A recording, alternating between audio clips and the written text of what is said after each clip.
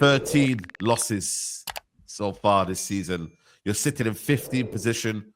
4 losses in a row for Tottenham Hotspur. Lost to Leicester yesterday, who haven't won since, I believe, November or December. I can't remember. December the 3rd. There you go. Wait, who's the last team they beat? Who's the last team they beat, George? I don't know who they beat. I just remember it was West Ham, I think. West Ham was at home, I believe. Brother, like, how do you explain Tottenham right now, George? Like, because I'd rather not go first because there's nothing to explain. It's the same old story. We've been doing this for the past couple of weeks. Been talking about Spurs are supposed to be changed. There's no change. Nothing has changed. It's been the exact same thing. I'm just going to sound like a broken record if I go on and say what I'm going to say, to be honest. What people want to hear, probably not going to say, but at the same time, there's no getting better in it. There's nothing like people are saying. It's who we are, mate. It's who we are right now. Is it time to go? That's what the people want to know, right? Stop being around the bush. Do you want to around the bush? I said, man's Gegenpressing him from the get-go. You know? Look at this. No, but I'm being real. There is no point in me talking about the game and so on because no matter, let's be real, all the injuries don't matter. We lost to 3 of the bottom 4 sides. Like, injuries as much as you want. Those teams are shit. Those are teams you should beat, even with half of the academy out there. I expect to beat those teams. So there's no excuse for it. I won't defend the manager or defend his decisions. I can't defend what he's done on the weekend.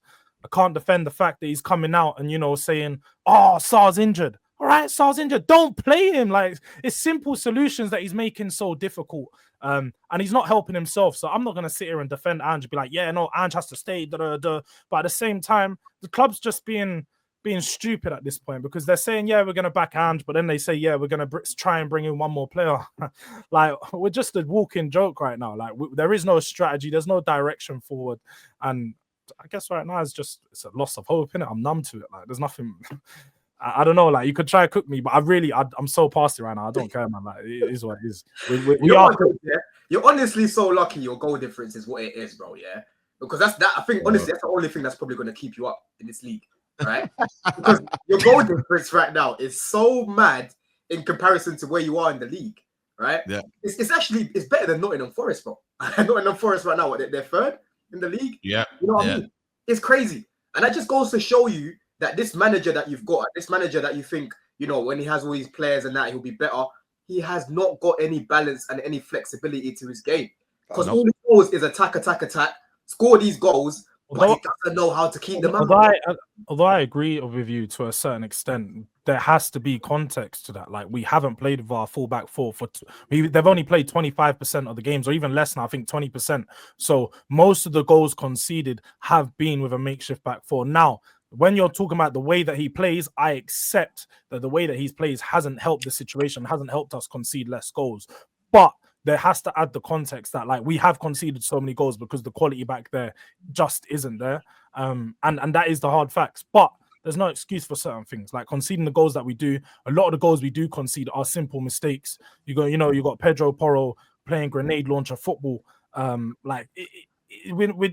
It's our senior players letting us down majority of the time. So as much as we can get onto the fact that we've got the injuries, we've got young players playing, the young players aren't the ones that are actually playing bad. It's usually the senior ones. Pedro Porro had a bad game yesterday. Bentancur not doing the midfield position and not really playing the 6 way he should. And I think you can look at the manager at that because the midfield has been a problem for maybe a month or 2 now. I've been looking at the midfield and say that there is no structure in that midfield. There's far too many players bombing forward. No one positionally disciplined enough to hold that number 6 role. And we saw that yesterday. Every time Bentancur bombed forward, Leicester had some space in the middle. And their goal that they scored with El Khanous, he was walking through the midfield and just passed it into the side netting. So, yeah, man, there's so many things wrong right now. And there's nothing I can't defend. Well, you know what it is for me, yeah? Anyone that's blaming injuries, I think is a delusional mutant, as they would say. Because if you've got injuries, get him, LB. I'll be real, If you've got injuries, right, really bad injuries, right, you might fall down to like 7th or 8th in a really, really bad season. You're 15th after 23 games. You cannot use injuries as an excuse to being this bad. You can use injuries when you have what you say. I didn't give it as an excuse. I said it. No, I'm not saying you, bro. I'm not saying you. I'm saying the Spurs fans out there that are blaming this on the injuries. Yeah, that is an L It's an L excuse. You can't be 15th after 23 games and say it's all because of injuries. This manager, yeah, I don't think he's got. I'm sorry, I don't think he's got a clue what he's doing. I think he's out of his depth. Yes. Yeah, the players that he had on the pitch yesterday were more than good enough to get a win at home against Leicester. Yeah, beat again. You've lost the same amount of games as Ipswich Town. Shut How They are used to situation when- these. They are used to these. Oh, it's all about the man. You know what I mean? It's just it's fucked, bro. Like, I genuinely cannot believe that like Spurs fans are not writing about this manager, man. I don't think he knows what he's doing. Seriously. And the thing is for me as well, yeah, like when Jules is saying about, we're conceding a lot more goals right now because the quality is not there. But Jules, it's a vicious cycle that you're going to continuously talk about if you've got Ange in charge. Because Ange and all these injuries, right, it's not a coincidence to me, bro, right? There's so many players that are dropping with similar sort of injuries where it must be in training where my man's battering them. Because I had the similar problem with Poch.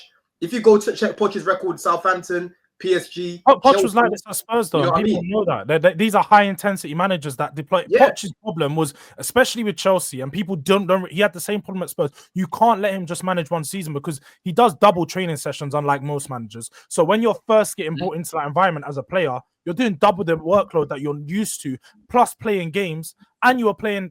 Did you guys have European football last year? I'm pretty sure you. No, we didn't. We had one game a week, and we were still bad. That's my point. Like you guys were having that. Where Spurs this season, what people are failing to realize is we've already played nearly as many games this season as we did across the whole of last season with a smaller squad. So the players are playing as double the amount of games, probably training more. And they're not getting used to the intensity. Now, Ange's intensity probably hasn't helped that in games, but I don't think training intensity is there, for being honest, because they don't have enough time to train. They're literally playing a game. Sorry to cut. Oh, wait. What lead? They're playing a game. They get a day off after the game, and then they have a training. Then they've got a game. We're playing every 3-4 days. They're getting paid millions of quid, mate. Like, I'm not complaining about that, though. You guys are how saying comes every other team can deal with intensity this? can't be too high if they're having 1-2 training sessions between games. Well, how can every other team deal with it that's just playing in Europe? Yeah, and deal with injuries. There's loads of teams around Europe that had over 60, 70 individual injuries last season, and they still ended up winning shit. Yeah, we all watched La Liga. Barca had a shit ton of injuries last season, so did Real Madrid. Yeah, last season, Camavinga was at centre back at one point. Yeah, with Carvajal in a game. Yeah, and we can't use excuses and training and all of this. Bro, they're paid to do a job, and they're not doing their job. Yeah, and that's the manager and the players. Yeah, when you're talking about, we've got a smaller squad. Yeah, that's done by design. But we've got a smaller squad. We registered 22 players. Yeah, we went backwards on the size of squad. Yeah, when you've got Archie Gray playing at left back and you've got a left back sat on the bench, that's nothing to do with training. Yeah, you had Archie Gray at left back at one point. Yesterday, and you had Reguilon sat on the bench. Why ain't he starting? Like, you're playing Jet Spence at left back over Reguilon. To be fair, I think he's actually done all right when he's played. But the point is, you've got plenty of players. Dragoshin is his centre back. Archie Gray is his player. Bergvall is his player. Do you know what I'm saying? These are his players, bro. Brennan Johnson, his player. Werner, his player. I don't know, but that's the thing, though, Lee, is when I look at these games, and I'll say, again, the Reguilon thing, that's what I was pointing to, him consistently making bad decisions when there's simple solutions on the bench, like, bringing in a Reguilon, putting Gray in midfield, and then switch Bentancur to playing in the 8, so all these players are playing in their preferred positions. I agree with that, with Ange making bad decisions there. But when we're talking about recruitment, that's when the problem is bigger than Ange, because he obviously, we went into this season knowing that we're going to play more games. How can the squad be prepared to be even smaller with less experience? That doesn't make no sense. But Spurs have done this for the past 20 years when we've brought in young players when we've needed experience, trying to recruit young, trying to bring in young players. We've done this for Martin Yeo when I was literally reading the other day, he wanted experienced players, but no, we brought in Darren Bent, who had a decent season before that, I think at like Sunderland or something. And then like Adel Taarabt, Kevin Prince Boateng, players that are going to be big potentials, never realized their potential at Spurs, went elsewhere and played decent. So similar way, Spurs are trying to recruit young, not bringing no experience, bringing a smaller squad, and then people are expecting more of the team. Now, I didn't expect this team to do that great this season, but I obviously didn't expect it to be this bad. There's no excuses from Ange, but the excuse is the squad isn't big, but at the same time, he's not helped himself manage the squad well. So that's where he's gone wrong. heavily. And that's does he have any say in the about. transfers, bro? Does he have any say in the transfers? Because if he did, he's got to be held to. I'd like to say yes. I'd like to say yes, but with Spurs, I feel like the problem has been for many years, and every manager has been consistent in saying that they don't have say. Antonio Conte said it quite clearly. Jed Spencer's a club signing. The club's in charge of signing this player. So yeah, but surely they know that when they get the job. Yeah, and then I've said Ange's a yes man. I've accepted that. He's definitely a yes man. But well, on his first ever interview, sorry, I know Cam wanted to go. Right? No, you're cool, bro. When he first got the job, his first press conference. This is how you know managers are puppets. Yeah, right. He said in his first press conference, "Oh yeah, the job's get back into Europe." What? Like, what are we doing here? Yeah, straight away, the alarm bell should have been ringing for Tottenham fans. Yeah, because if I can see that, and I see that with Ten Hag, and albeit Ten Hag went and actually won stuff, yeah, but Spurs fans were getting too giddy because he went in, he had a new manager bounce, he was top of the league after 3 months. Your fan base were on all over social media banging on about title races. Yeah, and then like, here we are. Yeah, and we actually derailed their season. We started their downfall, you know that. In fact, well, you always do, to be fair. Yeah, every time you play, right? But the point is, yeah, that should have been called out by your fan base straight away. Yeah, the fact he said that. Instead, what you've done is allow him to go nearly 2 years, get some of his own players in, yeah, under his management. Yeah, and now you're going to go and rinse and repeat it again. This is what Man United have been doing. Yeah, you've been doing it the longest. So then what happens is the new puppet comes in. The load more PR will go around. Your fan base will gas it all up again, and you'll be again in 2 years' time. But that's my point, though, Lee, and that's what I've been consistent in saying across every show. Like, we can sack the manager, but the problem's so much bigger than the manager. It's that I don't see no vision with this club. Because when let's just say we sacked him today. The real reason Tottenham haven't sacked him is because there is no good replacements out there that they're willing to go get. Because everyone's going to say there is good replacements, money talk. Spurs aren't a money club that are going to go out there and spend money. We're not ambitious like that. Nah, it's because you're in the semi-final, man. That's why. You have spent money. You have spent money. You just spend it. But we're not ambitious. We're not ambitious in that way right now that we're going to go in and let's just say Iraola. We're not going to say, oh yeah, 20 million to Bournemouth. Yeah, we're going to pay you this much money. Bring him here. Let's turn our season around. Tottenham aren't ambitious like that. That's just not going to happen. So the way how do you define ambition, Jules? Because you have spent a lot of money. You spent same or similar amount of money as Arsenal, Man United, but look City. at the way the money's been spent, though. The money's been spent on like young players. It's not been spent on signing experience. Like, it's been the Tottenham way that we sign a young player, try to build them up, and albeit we haven't sold players since Kyle Walker, we've not actually had a big sale. We've not been that club to build a player up and sell them. But I don't know where it is. It's just we want to sign young players, so they eventually. You signed Solanke. You signed Van de Ven. You signed Paris. Van de Ven's young. Van de Ven's young. Solanke is not young. He was experienced, but a lot of these players are brought in young. Before that as well.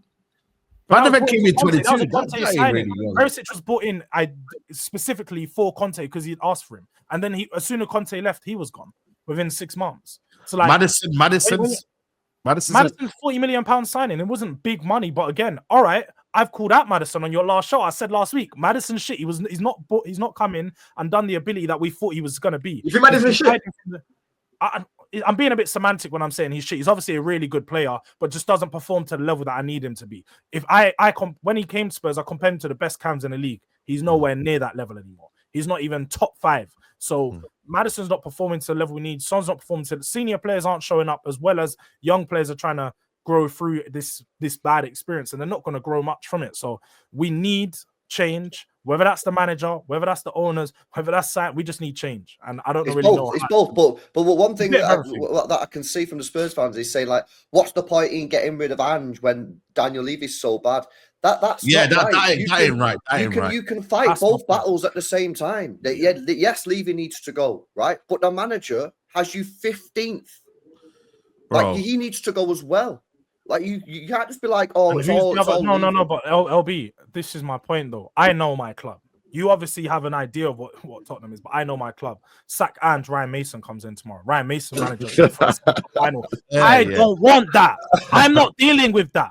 I'm not going to accept that at all. I wouldn't even watch the games. I'll be honest. If I know Ryan Mason's coming in next week, I ain't watching that Liverpool semi-cup final. I ain't going to embarrass myself and waste my time to watch Ryan Mason lead my team into another cup, like semi-cup final or cup final. Yeah. That's just a joke. So at this point, I'm like, yeah, keep Ange unless we can bring. If we said, oh yeah, you know what, Xavi's free, we're going to go be ambitious and take Xavi, I'll bite your hand off and say, bring him here right now. But that's not Tottenham. That's not what we're going to do. So I'm not just going to, you know, accept shit and be like, oh, sack Ange and bring someone rubbish in, because that's probably what's going to happen. I'm not here for Ryan Mason rubbish. And that is what will happen if Ange gets sacked right now, because there's no backup plan. And apparently the backup plan is Allegri. Again, another manager I don't think does any good at Spurs. Allegri, right. apparently he's been at Spurs. Don't tell Lee that. Apparently he's been at Spurs Stadium for like the last couple of games. He's been speaking. Paratici's been trying to put in work for that. I don't want him because I've seen it go bad for him at so many clubs before. Maybe he could bring in and have a decent cup run for us. But I know within a year's time, Allegri's going to be just like Conte, call out the board for what it is, and rightly so, and then he'll get sacked, and a new manager will come in. That's just a process, and I know that's going to happen. Yeah. Okay. Let me say this to you, because I see a lot of hate for this Allegri guy. Yeah. Right. Yeah. Do you know how many trophies that guy's won? It's ridiculous. Mourinho, and people are saying, yeah, same with Postecoglou. He's won trophies as well. Blah blah blah. Yeah. Cool. He has. Yeah. You don't go and win like 9 titles in Italy, bro, and get 2 Champions League finals in the space of about. I think he retired, came back, and then got another Champions League final or something with Juve. Like, or not in his recent spot. He got sacked recently in a recent spot. Well, Thiago Motta just took over from him, didn't 2017, he? 2015, he got to the final champion. There you go. Two in 3 years. Yeah, so you can't say he's a bad manager just because you don't like the aesthetics of his game. Yeah, because he's a Conte type defensive-minded manager. Yeah, at the end of the day, he wins. No, yeah, but Lee, would you rather have a winning puppet at the highest level? Yeah, or a puppet that's just going to sit there? No, so that's my point. I'm not even talking about the football, because the football is regardless of the point. Like you said, it's all about winning. At this point, we just need to win. I just think that Allegri comes in. The way that the fallout with Conte happened was very similar to Allegri. He won't get his players. He will call out the board, and he will get sacked. That's just going to be literally the circle of how his time at Spurs will go. So on that basis, then just all in for the ownership then. 100%. But your fans don't do it. That's what I'm saying. Your fans don't do it. Yeah, your fans are too busy playing the banjo outside the ground and that, like Ed Sheeran. Like. You're right, and that's why I can't take my fan base seriously a lot of the time. So yeah, man.